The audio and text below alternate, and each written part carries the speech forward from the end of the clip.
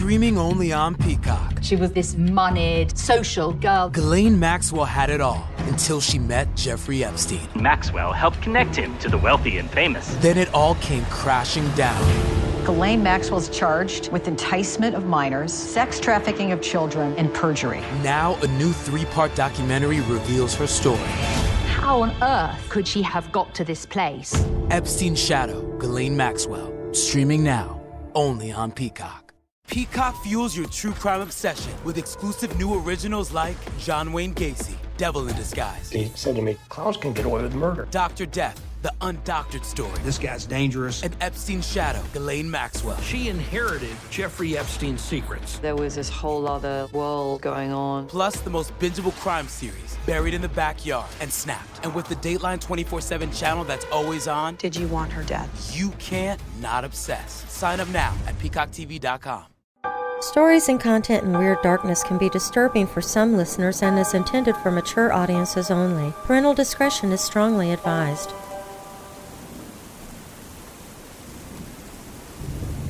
When a young woman was found staggering down an unpaved road in Malabar, Florida in 1985, bound, pale, and nearly naked, the passerby who rescued her could barely believe her horrifying story of kidnapping, rape, and sadistic bloodletting.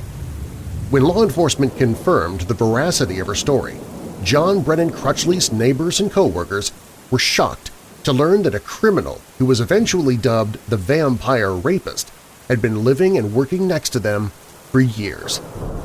Eventually, officials discovered evidence that caused them to believe Crutchley had murdered a number of women over the course of several years, but they were never able to find enough evidence to charge him with a single killing.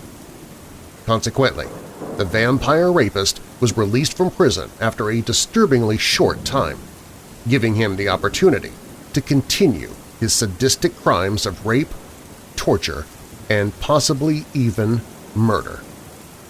I'm Darren Marlar, and this is Weird Darkness.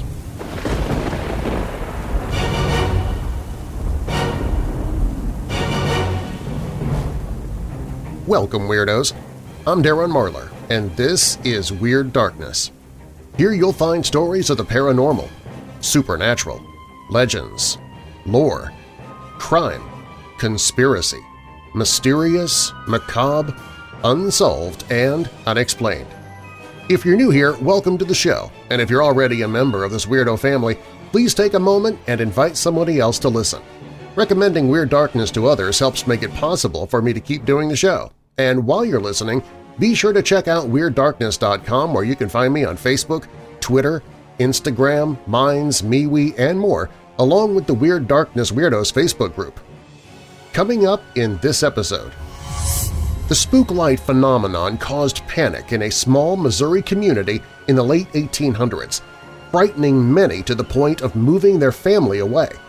And today, the Joplin spook light is still a mystery that remains unsolved, despite appearing several times a year even today. Based on its name alone, you would think the gimpy plant is a small, cute, and harmless little thing. In reality, it's one of the most dangerous plants in the world, and you'll want to stay as far away from it as possible. We'll end the show with one of the strangest funerals you've likely ever heard.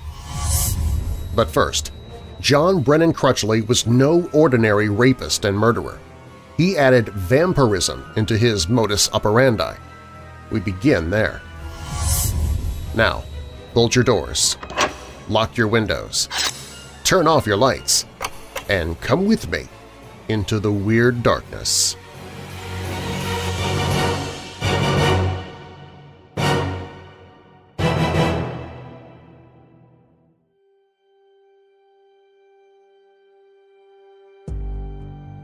On November 21, 1985, John Brennan Crutchley's wife and young son were visiting family in Maryland for Thanksgiving, leaving the 39-year-old husband and father with the house all to himself. While driving near his home, Crutchley picked up a hitchhiker and offered to take the 19-year-old California woman to the nearby city of Melbourne, but not before stopping at his house. Once in his driveway, instead of running into his home to pick up the notebook he claimed he needed for work, Crutchley tied a ligature around the teenager's neck, choked her into unconsciousness, and dragged her into his house. Then he removed all the young woman's clothing and strapped her to the counter in his kitchen. When the young woman regained consciousness, she discovered John Brennan Crutchley had tied her to the top of the kitchen island in his family home, and he'd also set up lights and a video camera. Crutchley used the video camera and lights to film himself as he brutally raped the teenager, presumably so that he could watch the footage later to relive the horrifying sexual assault. However, the young woman didn't realize that in addition to raping her, Crutchley intended to document himself subjecting her to even more disturbing and horrifying acts straight out of a horror movie. After he raped the young woman, John Brennan Crutchley used medical tubing and needles to drain blood from the teenager's veins into a container. As he took the blood from the woman's body, Crutchley told her he was a vampire and he was going to drink her blood. Over the course of more than 20 hours, Crutchley alternated between raping the teenager and draining her blood, leaving her incredibly weak and traumatized. Medical experts later determined Crutchley had removed nearly half of the young woman's blood, leaving her very close to death. After repeatedly raping the young woman and draining approximately 45% of her blood, John Brennan Crutchley left his captive locked in a bathroom while he went to work.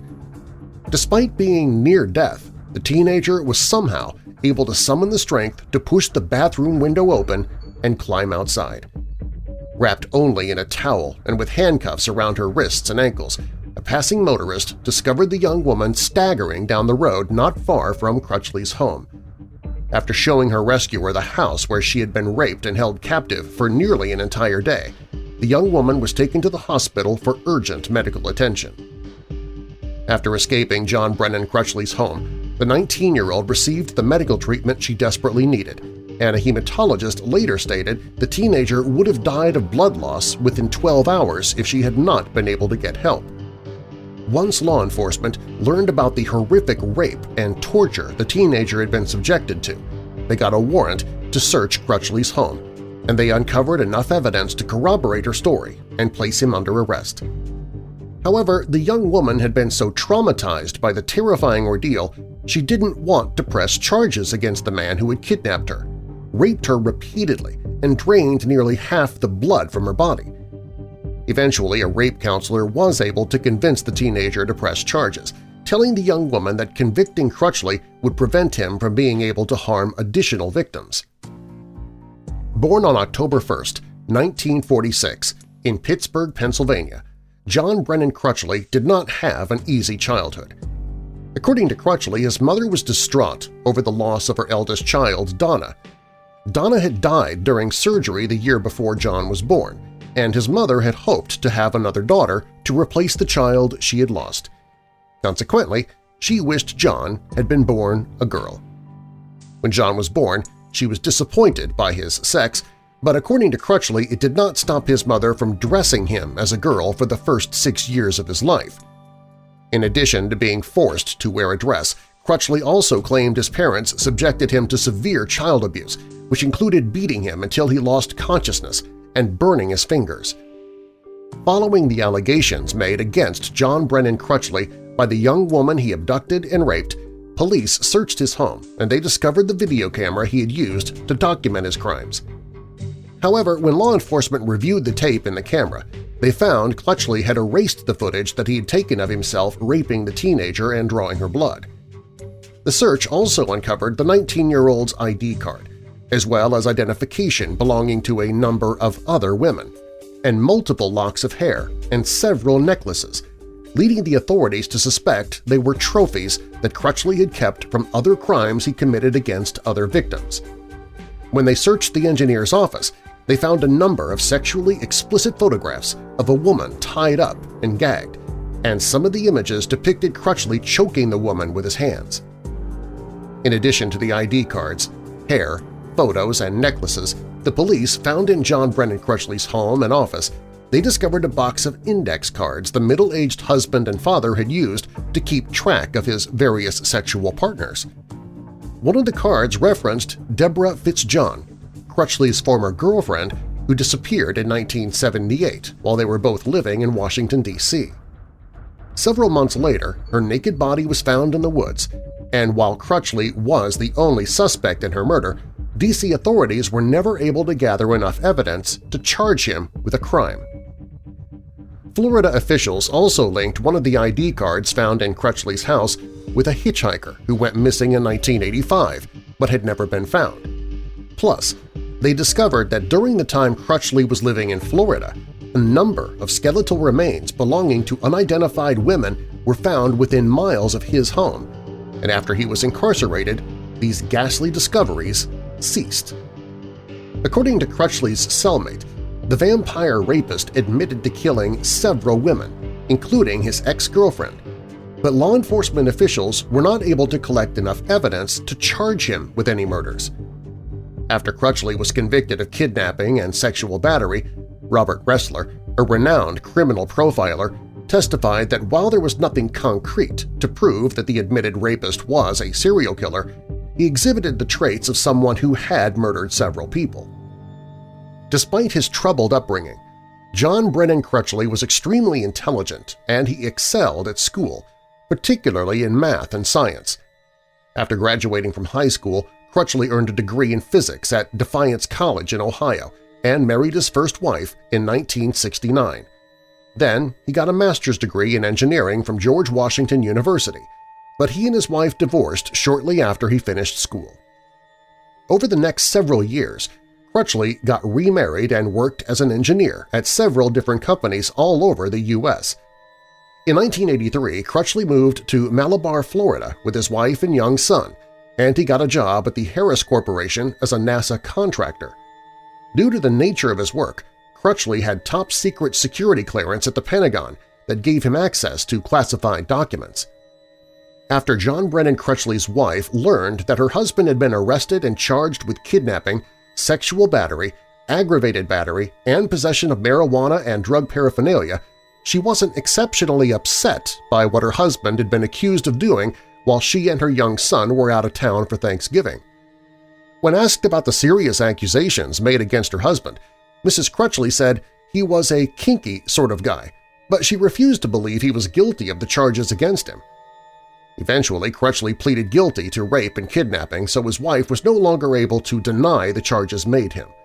However, instead of admitting that her husband had subjected his young victim to horrifying and depraved acts, Mrs. Crutchley claimed he had committed a gentle rape, devoid of any overt brutality.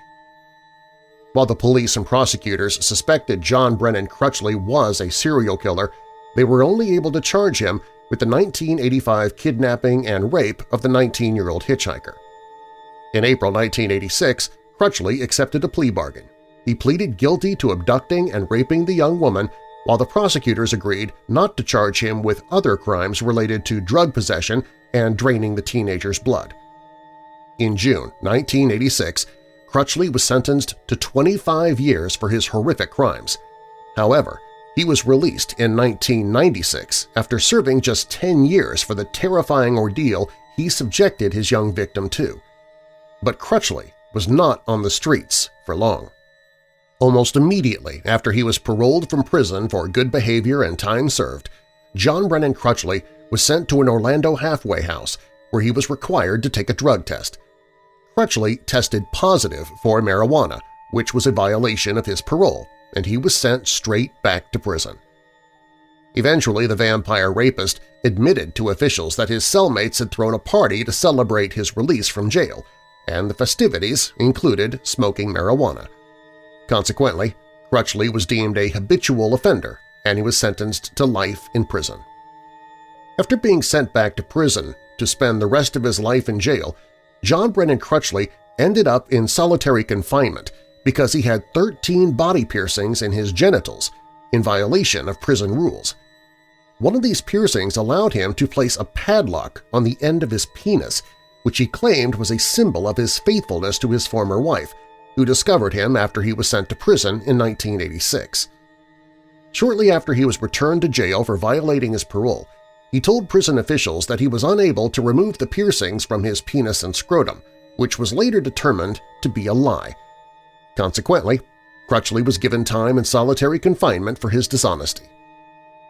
Less than 6 years after he was sent back to prison to spend the rest of his life in jail, John Brennan Crutchley was found dead in his cell on March 30, 2002, with a plastic bag on his head. Initially, officials thought the 55-year-old convicted rapist had committed suicide, but the Florida Department of Corrections released a report in August of that year that confirmed Crutchley had accidentally died while performing autoerotic asphyxiation. While Crutchley has now been dead for several years, officials are still trying to identify women they believe he might have killed. In 2010, the Brevard County Sheriff's Office released an image of a skull reconstruction based on the remains of an unidentified woman whose skeletal remains were found in 1985 in a wooded area not far from Crutchley's home. Coming up on Weird Darkness, we'll look at the mysterious Missouri spook lights. We'll see what's happening on the Dark Line, and we'll learn about an extremely dangerous plant you've probably never heard of, but you definitely want to stay away from. This Thursday, July 1st, is the debut of the brand new The Monster Channel with horror hosts, B-horror movies, retro commercials, and a heck of a lot more. Be sure to tune in at 11 a.m. Central Time for the launch of the all-new Monster Channel. You can find it on the Monster Channel page at WeirdDarkness.com. Again, it launches at 11 a.m. Central Time, that's 9 a.m. Pacific, 10 a.m. Mountain, 12 p.m. Eastern, 6 a.m. in Hawaii, and 5 p.m. in the UK. Get your monster movie fix on the Monster Channel beginning this Thursday, July 1st at WeirdDarkness.com. Streaming only on Peacock, Ghislaine Maxwell had it all until she met Jeffrey Epstein. Ghislaine Maxwell's charged with enticement of minors, sex trafficking of children, and perjury. Epstein's Shadow, Ghislaine Maxwell, streaming now, only on Peacock. Streaming only on Peacock. She was this moneyed, social girl. Ghislaine Maxwell had it all until she met Jeffrey Epstein. Maxwell helped connect him to the wealthy and famous. Then it all came crashing down. Ghislaine Maxwell's charged with enticement of minors, sex trafficking of children, and perjury. Now a new 3-part documentary reveals her story. How on earth could she have got to this place? Epstein's Shadow, Ghislaine Maxwell, streaming now, only on Peacock. Streaming only on Peacock, Ghislaine Maxwell had it all until she met Jeffrey Epstein. Ghislaine Maxwell's charged with enticement of minors, sex trafficking of children, and perjury. Epstein's Shadow, Ghislaine Maxwell, streaming now, only on Peacock. If you like Weird Darkness, you'll like the audiobooks I've narrated, many of which are absolutely free to listen to, including free audiobooks by Stephen King, H.P. Lovecraft, Charles Dickens, and more. You can see all of the free audiobooks I've narrated on the audiobooks page at WeirdDarkness.com. Floating lights that bounce up into the treetops appear to be about the size of a basketball and frequently are seen in pairs, haunting the area where Oklahoma, Kansas, and Missouri converge. The lights can be seen from a country road known as Spook Light Road many times of the year. Sightseers and hundreds of cars will be driving two roads, East 40 in Hornet, Missouri, and East 50 in Miami near Quapaw, trying to get a glimpse of the light that some say is rectangular, others claim is spherical. Theories have been offered over the years to explain the strange phenomenon. Some require a belief in the supernatural, some are more scientific, and some claim the lights are just plain hallucinations. Some, as the name implies, claim they are ghosts, spook lights, but the light's source still remains a mystery. An Army Corps of Engineers unit from nearby Camp Crowder, Missouri, studied the spook light for several weeks during 1946 and concluded that the phenomena was a mysterious light of unknown origin. Similar spook lights found in many other parts of the world have baffled observers for centuries. Glowing in the night, with an eerie, soft color, they sometimes pulse, sometimes dance about, usually near the ground or the horizon. Their source is still a mystery. The phenomenon known as the tri-state spook light The Quapaw spooklight, the Joplin spooklight, or the Hornet spooklight caused panic in the small Missouri community of Hornet when it was first noticed by settlers in the late 1800s. Many area residents packed up and moved away out of fear. But the Quapaw Indians reported legends about their ancestors seeing the lights in the early 1800s. Among the earliest legends was that of a handsome young American Indian man who fell in love with a beautiful woman and eloped after her father refused to allow them to marry.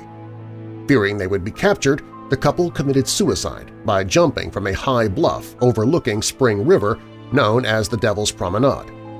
According to the legend, the light burns as a symbol of love between the two young lovers. At least 3 early legends involve people using lanterns to search for their heads after being beheaded. The Quapaw legend involves an old Indian looking for his head, which his wife had cut off. A similar story involves a miner who was decapitated in an accident and is using a lantern in his search. Another early legend is about an old sergeant who was captured during a Civil War battle and was executed by using a cannon to shoot off his head, which was never found.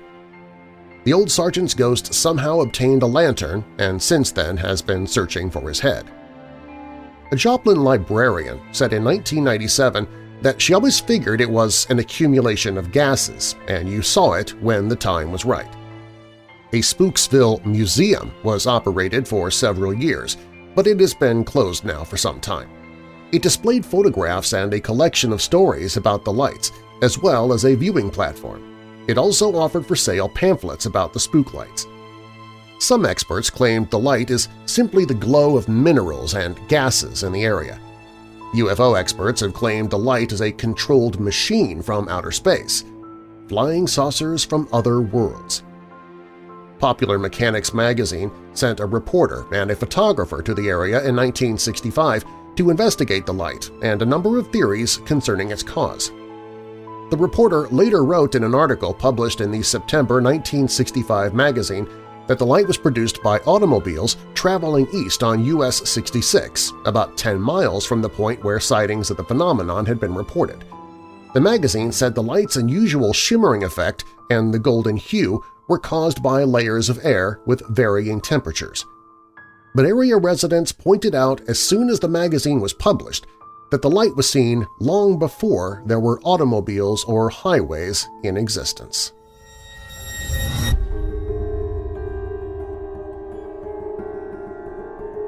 We have another weirdo family member that's called the Dark Line. Let's listen in.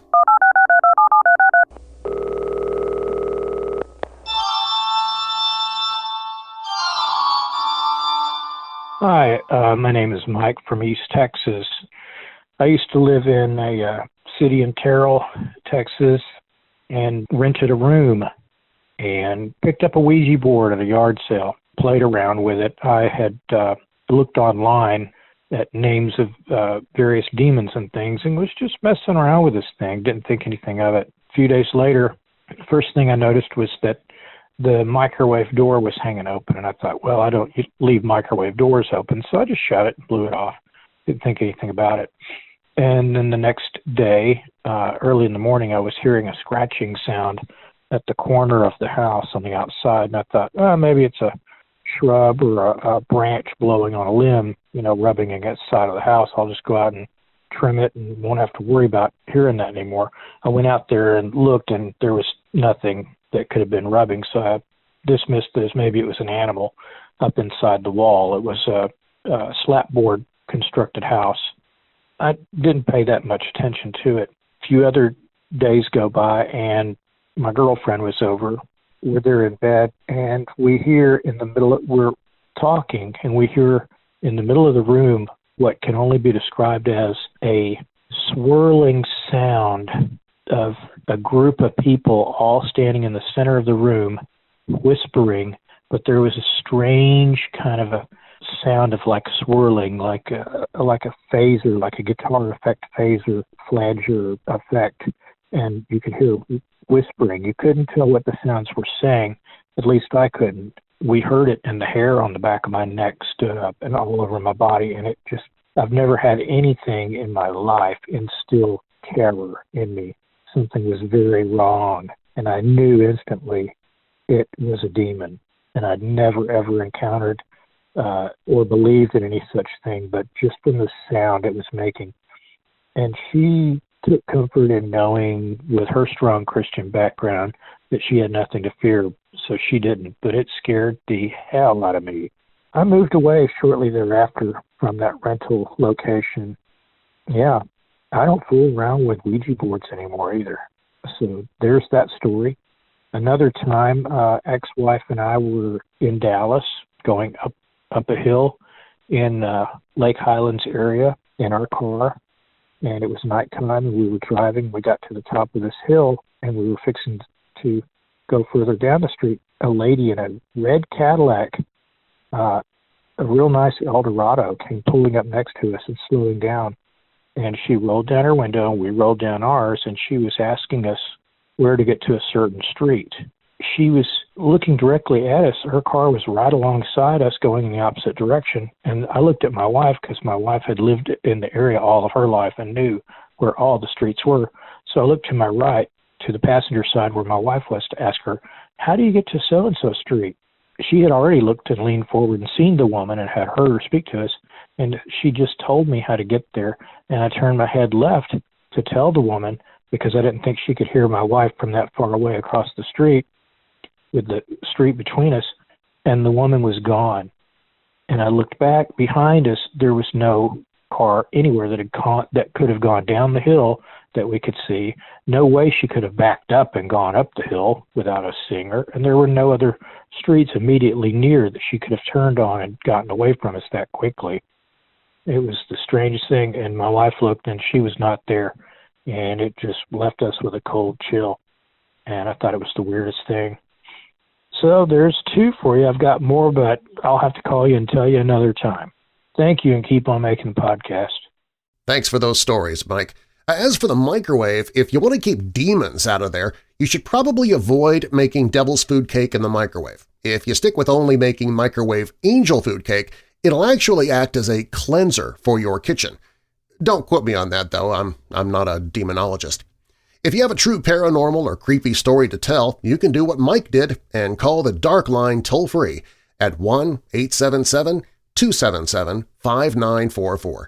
That's 1-877-277-5944.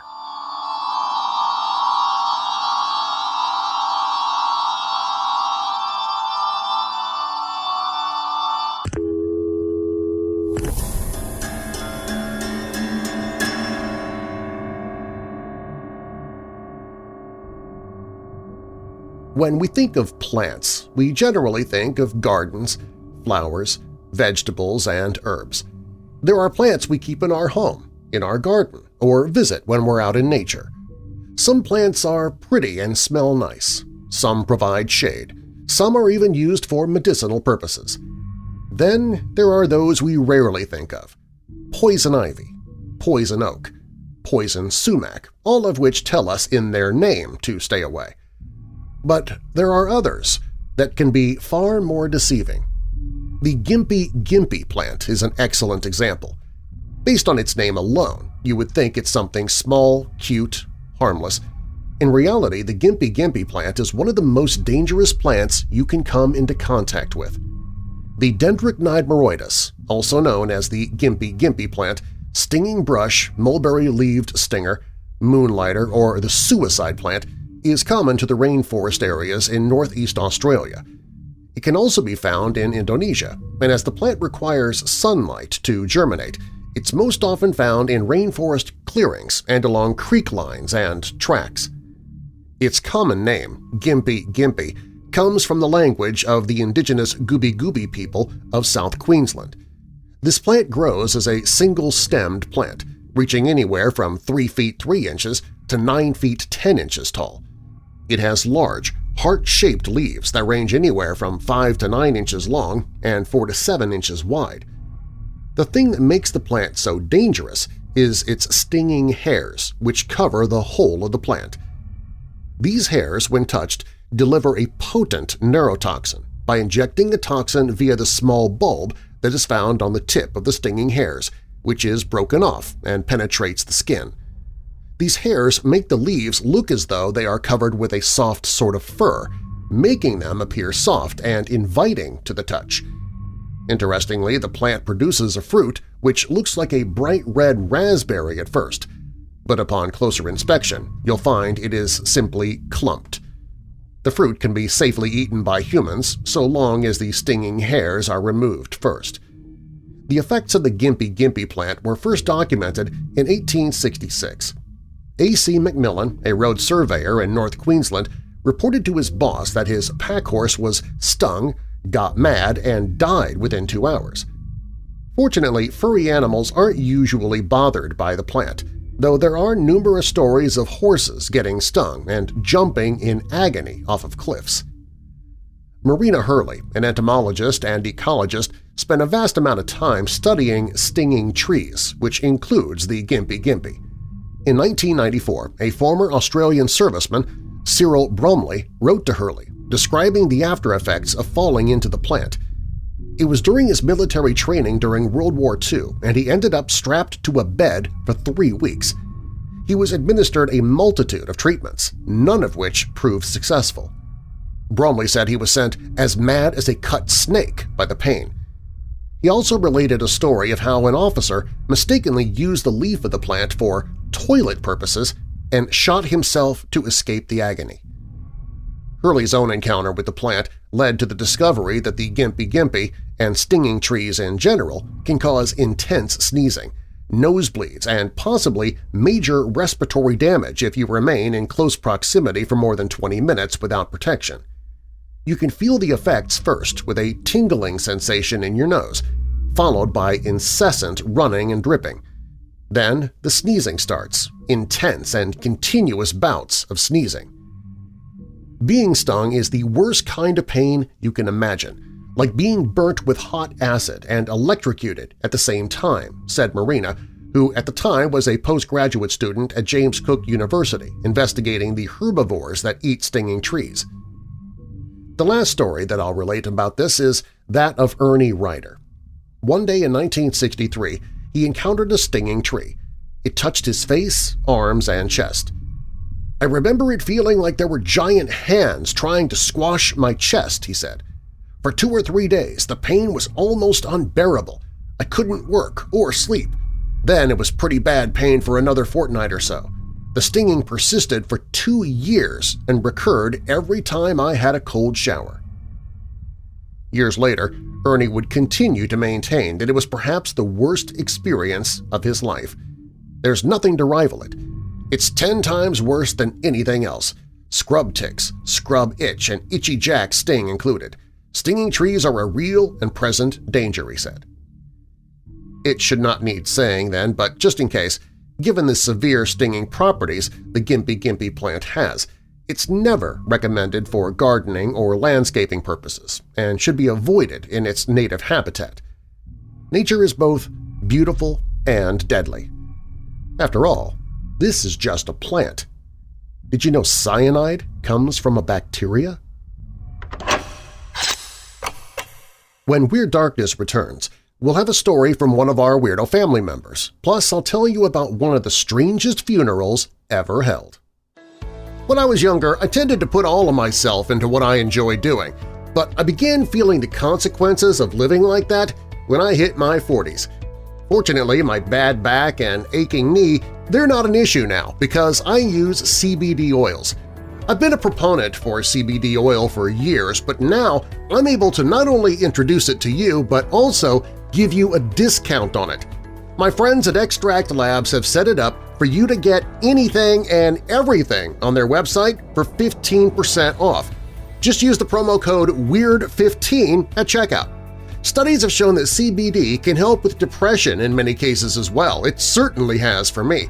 I've also started using CBG oil as well, and I take the capsules that combine both CBD and CBG, so I'm covered with one gel capsule. But there are numerous ways to use CBD oils – bath bombs, body rubs, muscle creams, face creams, candy bars, powders for cooking, and more. They even have products specifically to help your pets. Plus, all of their products come THC-free, so you don't have to worry about psychoactive properties like other hemp-related products. If you're a CBD user already, or if it's something you just want to try, visit WeirdDarkness.com/CBD and take a look at all the products available. That's WeirdDarkness.com/CBD. And remember, use the promo code WEIRD15, all one word, at checkout, and you can save 15% on your entire purchase. That's WeirdDarkness.com/CBD, and then use the promo code WEIRD15 at checkout. At Speedway, no thirst goes unquenched, and that includes yours. Right now, any size Speedy Freeze or fountain drink is only 89 cents. Find your nearest Speedway at speedway.com/locations. Speedway. Summer happens here. Excludes maximum Speedy Freeze or fountain drink. Streaming only on Peacock. Ghislaine Maxwell had it all until she met Jeffrey Epstein. Ghislaine Maxwell's charged with enticement of minors, sex trafficking of children, and perjury. Epstein's Shadow, Ghislaine Maxwell. Streaming now, only on Peacock. Peacock fuels your true crime obsession with exclusive new originals like John Wayne Gacy, Devil in Disguise. He said to me, clowns can get away with murder. Dr. Death, the undoctored story. This guy's dangerous. And Epstein's Shadow, Ghislaine Maxwell. She inherited Jeffrey Epstein's secrets. There was this whole other world going on. Plus the most bingeable crime series, Buried in the Backyard and Snapped. And with the Dateline 24/7 channel that's always on. Did you want her dead? You can't not obsess. Sign up now at peacocktv.com. Subscribe to the Weird Darkness newsletter, and you could be my next winner in my monthly random drawing. Each month, one person wins a Weird Darkness prize pack, including an extra-large Weird Darkness poster, a coffee mug, 2 magnets, and 2 stickers. Sign up for the newsletter for free at WeirdDarkness.com. Here's a story from one of our weirdo family members. I am 33 years on this earth and a truly independent single parent. I have 2 lovely daughters, 13 and 6, and a Bombay cat named Bopal. They'll never know this story.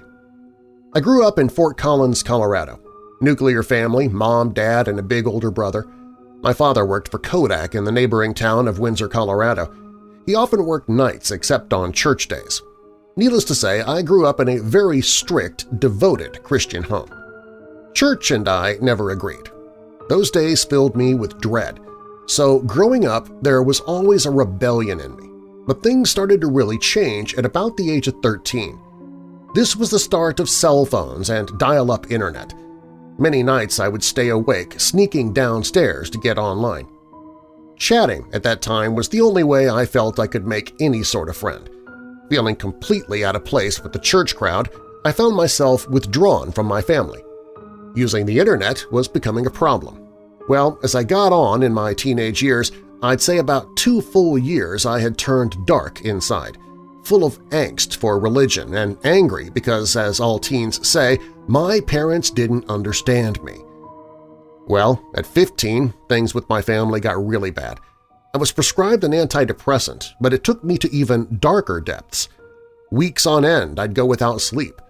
The meds and lack of sleep started to take a toll on my mind. I'd look at myself and I couldn't recognize my face. I would then smash the mirrors. So with weeks of no sleep, chat rooms, and journals filled with my thoughts, things started to happen. One night, while watching TV in my bedroom, I see the living room lights come on. Thinking it was my mother going downstairs to get a snack, I peeped open the door and called out her name. The house was silent. I closed the door, and an unsettling feeling that someone was with me wouldn't subside.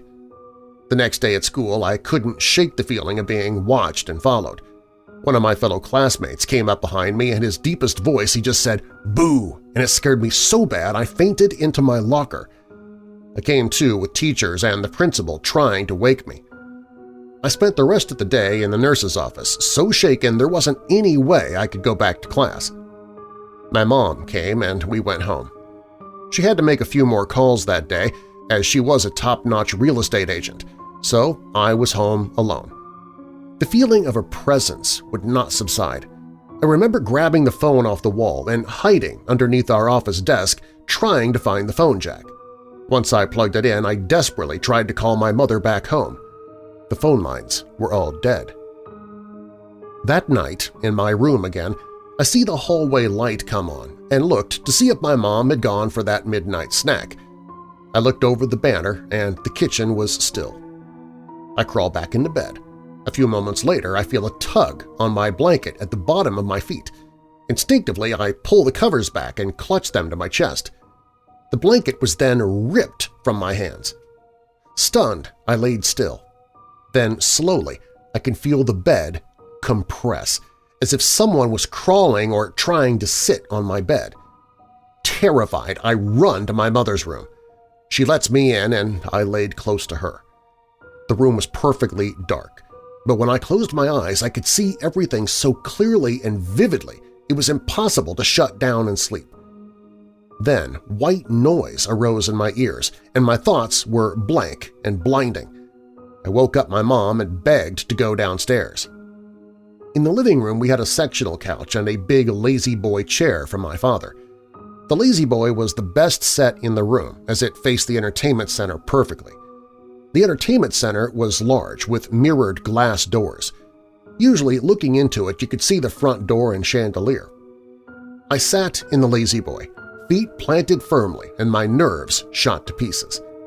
Looking into the reflection was a dark figure. I can remember seeing it stand next to the chair, and then slowly it began to rock the chair I was sitting on. I was then flung from the chair with such force I felt my blanket sprawled flat next to me. My mom was so terrified she called the local mental health for teens facility. I was screaming for her to look at the chair as it was rocking violently. At that moment she helped me stand and said, "Let's go." Heading to the garage, something snaked across the floor, grabbing me hard by the foot. My mom again helped me stand, but my foot was frozen in place. You could see a handprint on the bottom of my pajamas. My mom shouts in the name of Jehovah, "Release my daughter!" With that, searing pain washed over my entire body.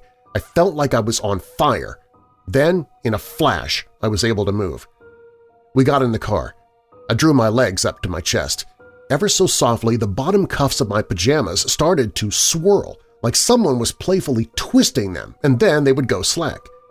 We made it to the facility, a well-lit doctor's office, but mind you, it's about 3 a.m. In that office, I started to hear hundreds of voices calling my name in every direction. The chair I was still sitting on began to vibrate, so I jumped up to a new chair. This time I sat near a plastic ficus tree. The tree started to vibrate when I looked at it. It started to grow human fingers, and the scariest voice I've ever heard came forth from that tree. By this time, I had pretty much lost my will to fight. We go into the next room for intake. My mother had picked up a book in the lobby. She was flipping through the pages until the tips of the page that she was on began to dog-ear or fold. She slammed the book down. The pens on the intake desk all started to spin in place, and then they were knocked off the table. And as the nurse came in, her keyboard started to type. Just several clicks on the spacebar. She said, well, that's odd." She picked up the keyboard and gave it a once-over, found nothing, and was checked in. It's about 5 a.m. at this point. I'm laying in the hospital bed and I hear the softest sounds, like parting of lips right next to my ear, almost like a kiss. At that moment, all fear had left me, but the entity stayed. I would then speak to it. I asked if you're real and not just me being crazy. Breathe into my pillow. Under my head, the pillow began to rise and fall as if I was resting on a lover's chest.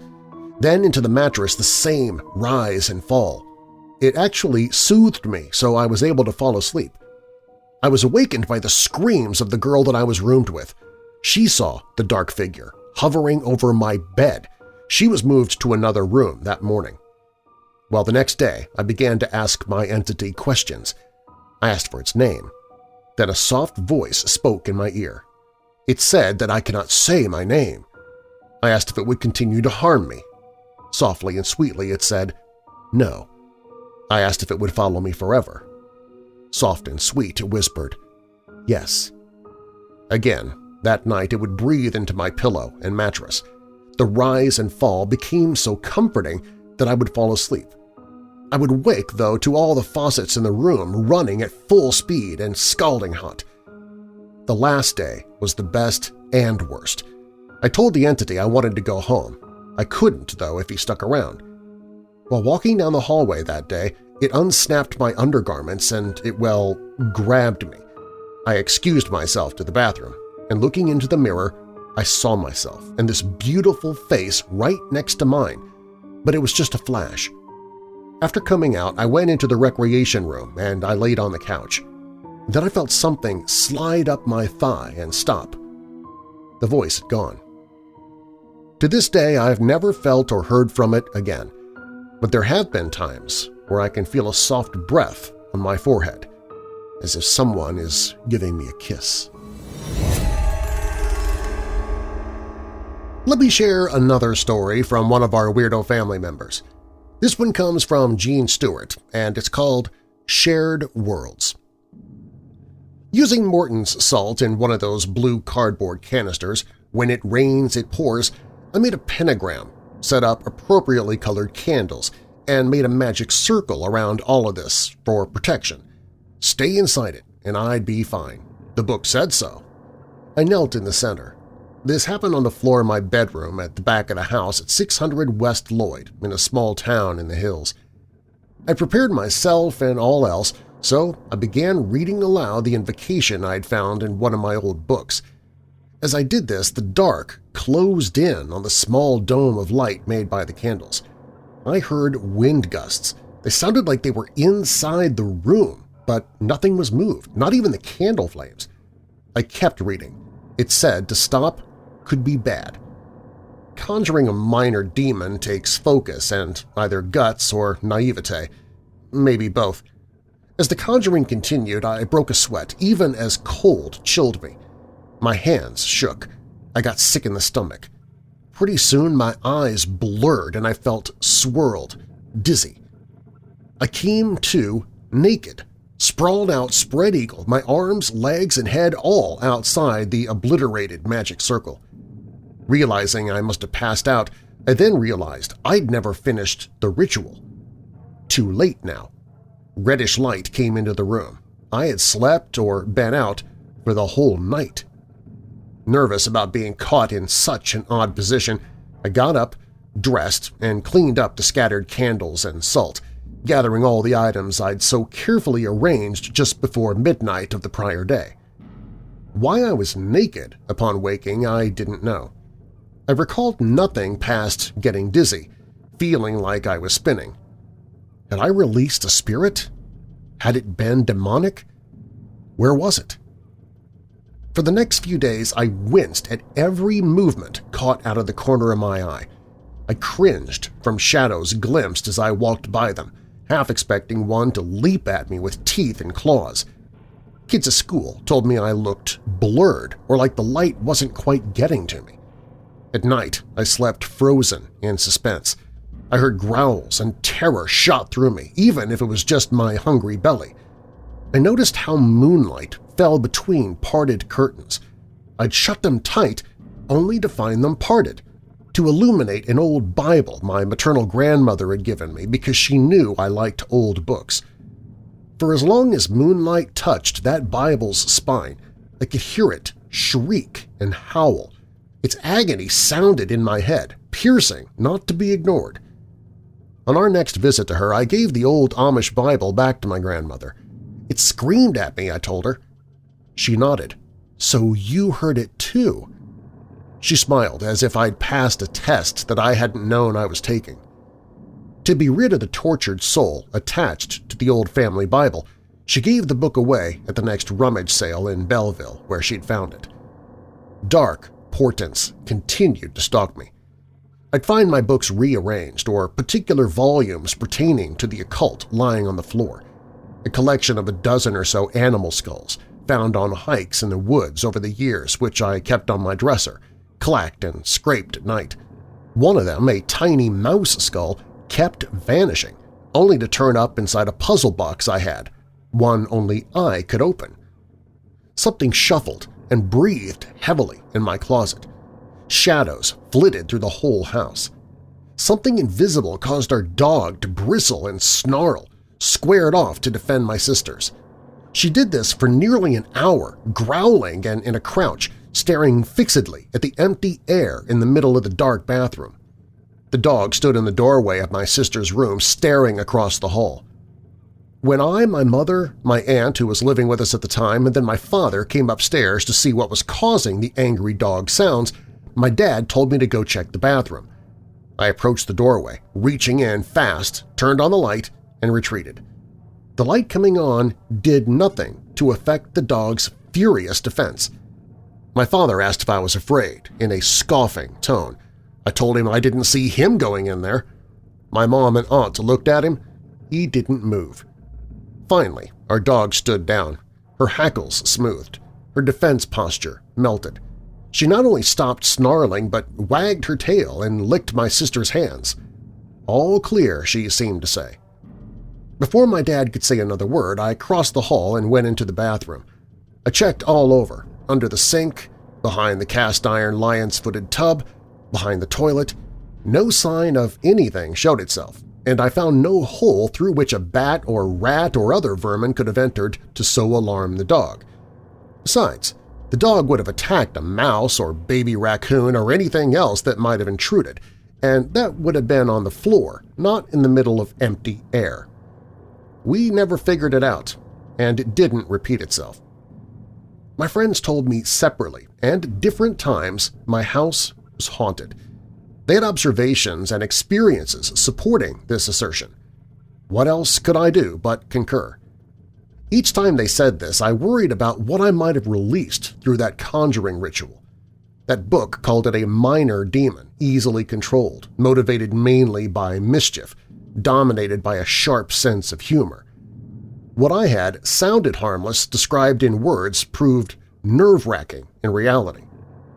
Once, a friend and I, playing with a Ouija board on a folding TV tray between us, watched the planchette sweep off one side in an upward arc, leave the board, hover for maybe 3 seconds, then drop straight down. That ended our session at once.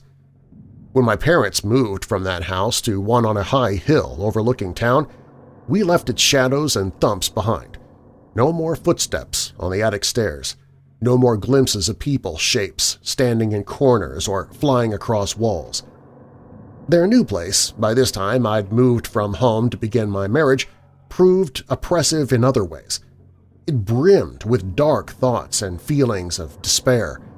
We learned later a sadist had lived in it before my parents bought it. He kept a padlock on the refrigerator, starved his family, beat them, and locked them in their bedrooms when he went to work. Other cruelties happened in the basement, left unspecified by the realtor. There was a shower down there, so I imagine blood was involved. None of that house's oppressive atmosphere linked to my short-circuited demon conjuring in the prior house. At least that's how it felt to me. How could any of it be proven one way or another, though? Some places are shadowed. Darkness pools there. Many reasons arise if we seek to explain what is essentially inexplicable. We never know, except for what we choose to accept as knowing. It's subjective. How many naive, stupid teenagers testing limits, exploring the world, poking at how it works, dredge up even minor demons by sheer happenstance? How many demons are released from the bondage of other realms to take abode in houses or forests, in junkyards or schools, in playgrounds or anywhere else people gather, such as theaters or dance halls? We all hear of haunted hotels, prisons, or abandoned hospitals and asylums. We all hear of the ghosts of Civil War Gettysburg and at battlefields all over the world. Is there a place not haunted in one story or another? Haunted ships, haunted seas, haunted skies and airplanes, certainly haunted caverns and mines all become familiar nightmare territory through experiences related, stories told. People conjure hauntings somehow, sometimes on purpose, often accidentally. Maybe we need unseen companionship. Our longing to deny death's finality is strong motive to conjure poltergeists, shadow figures, ghosts of all kinds. Does this make them less real? Perhaps these wraiths and demons and spirits share our very human, unfathomable deep urge to exist, to seize incarnate life, to be free from vague, non-entity status, even only for a short while. My conjuring taught me not to mess around with what no one understands. But if any good came of it, I hope a spirit got at least a taste of the solid world. It's our best treasure. We should share it.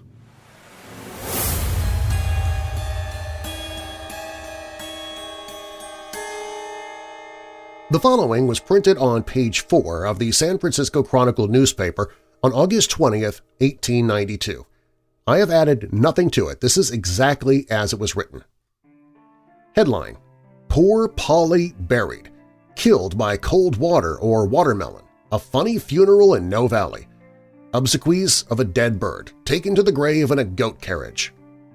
Story: There was a strange scene in No Valley, away out Castro Street on Thursday, and those who witnessed it will not soon tire talking of it. To most of those who took part in it, the occasion was fraught with more of curiosity than of deeper interest, but it was not so with all. In a little front parlor at 1414½ Castro Street stands a big, empty birdcage. Rising from the top of the cage, a staff on which a flag, hoisted half-mast high, tells the visitor that the one-time occupant is dead. All around the little doorway where she fluttered in and out, bits of black and white still further emphasize the fatal fact, and bouquets of flowers fitted into feeding and drinking cups and hanging from the swinging perch where Polly used to swing are tokens to her memory. It was only a parrot, this recent dweller within those walls of wire, but seldom has a bird left more sincere mourners behind it, and many a man or woman would be proud to think that such an elaborate funeral was in store for him or her. Less than 2 years ago, this poor parrot was hatched out in the wilderness of Panama. John Stranigan, an honest sailor lad, came into possession of the bird on one of his coastwise trips and brought it to his uncle's home in No Valley. Just 1 year ago was presented to Mr. and Mrs. Augusta Tash, and in their pretty little home on Castro Street, the bird really began to live the life that has now so suddenly ended. The parrot's name was Loretta, but owing to the difficulties parents find in pronouncing the letter T, she called herself Laura, and those who knew her and loved her learned to accept the abbreviation. Laura was the pet of the entire neighborhood, but she was the apple of Mrs. Tash's eye.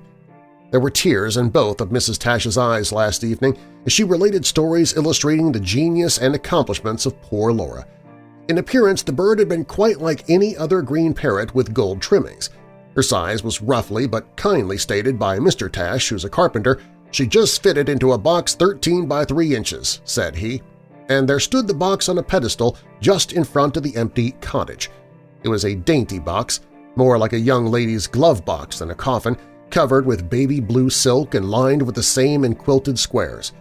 Yet in it poor Laura had been laid out.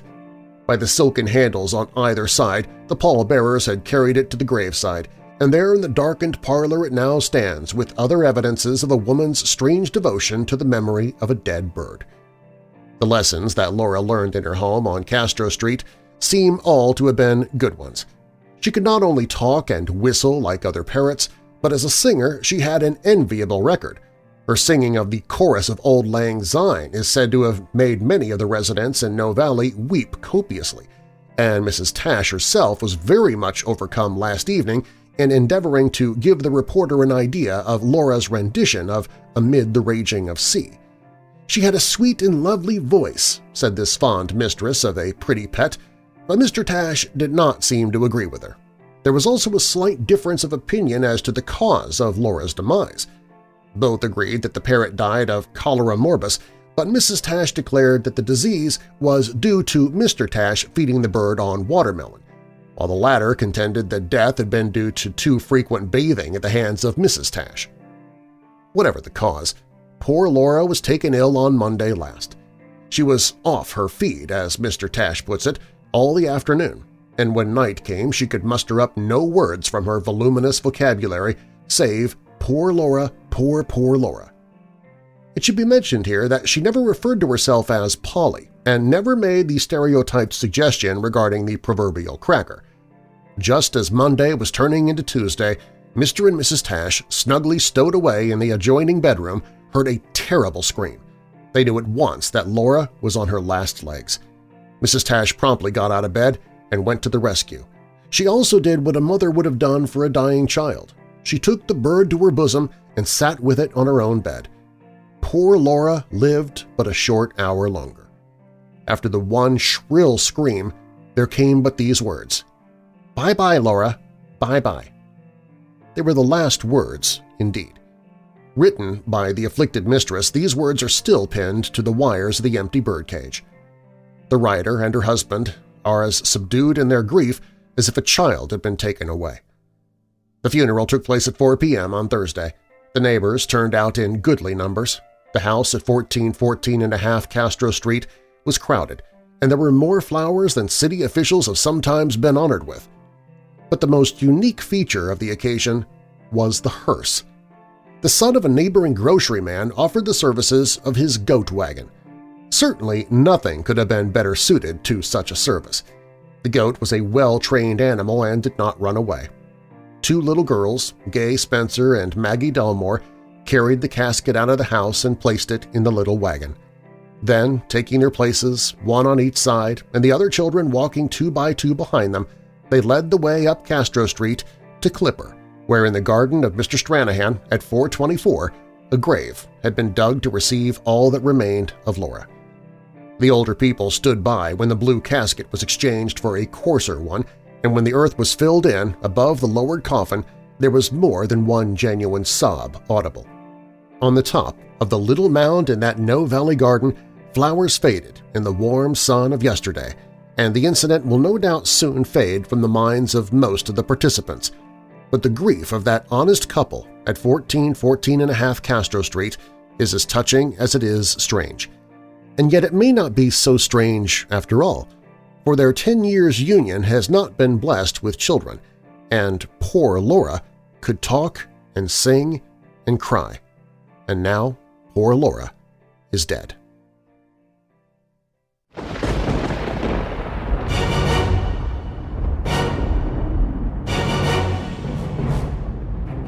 Thanks for listening.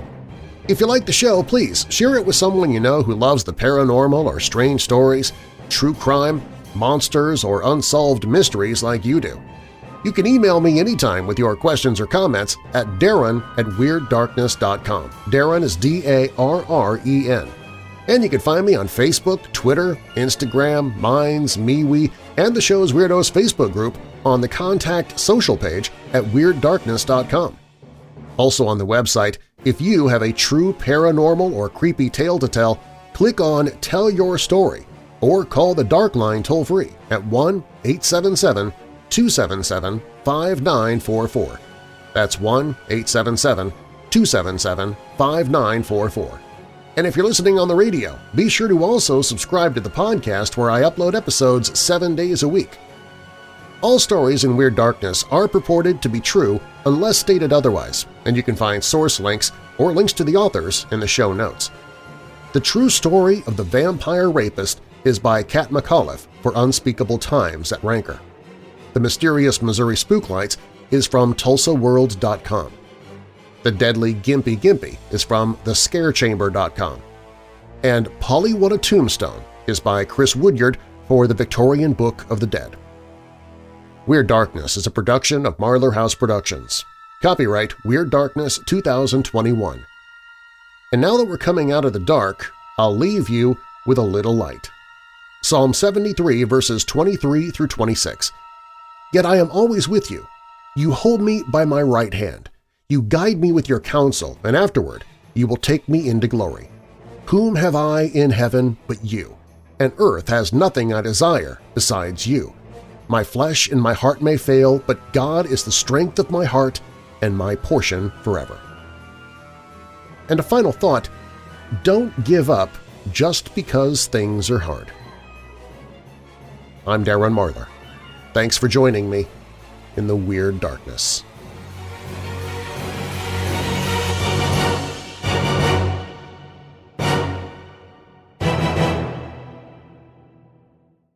Want to receive the commercial-free version of Weird Darkness every day? For just $5 per month, you can become a patron at WeirdDarkness.com.